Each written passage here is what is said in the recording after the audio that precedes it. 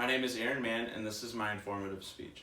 The purpose of this speech is to educate the audience on the financial demand placed on college students and how they can pay for their schooling.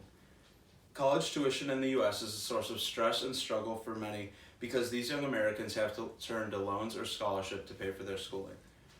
Today there is an overwhelming pressure to make a huge financial decision to go to college or to start working right away out of high school. According to Floyd Norris of the New York Times, about 60% of high school graduates opt to continue their education in a collegiate environment. In this speech, we will go over why upper-level schooling is so expensive. We will also look at the different types of scholarships and why they are a great option. Another main point will be working while in school, and lastly, student loans will be discussed. To start off, we will be looking at why school is so expensive in the first place. A 4-year bachelor's degree typically costs thousands of dollars at any public or private institution. One of the main reasons school costs so much is that everyone feels a pressure to go beyond high school to get a good job in their education. Because of this, universities and colleges around the globe will charge whatever they want for their tuition rates, and people will pay it. According to Andrew Jensen's article, Why is College So Expensive?, a study was taken and people all around the globe will pay whatever the college asks them to. One of the best ways to counteract steep tuition costs is applying for scholarships. According to dictionary.com, a scholarship is a sum of money or other aid granted to a student because of merit, need, etc. to pursue his or her studies. Most schools will give out some sort of academic scholarship based on either high school GPA, ACT score, or SAT score. This is why it's important to try your hardest and apply yourself in high school.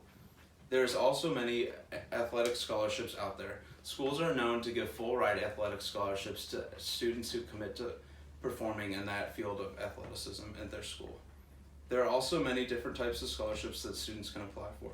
For instance, a student can apply for an ethnicity scholarship or a scholarship for a specific demographic relating to that student.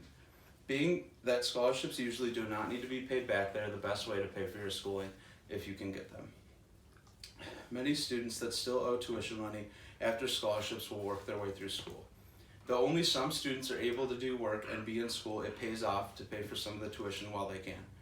This is accomplished by working at night or on the weekends or when class is not in session and the student is free.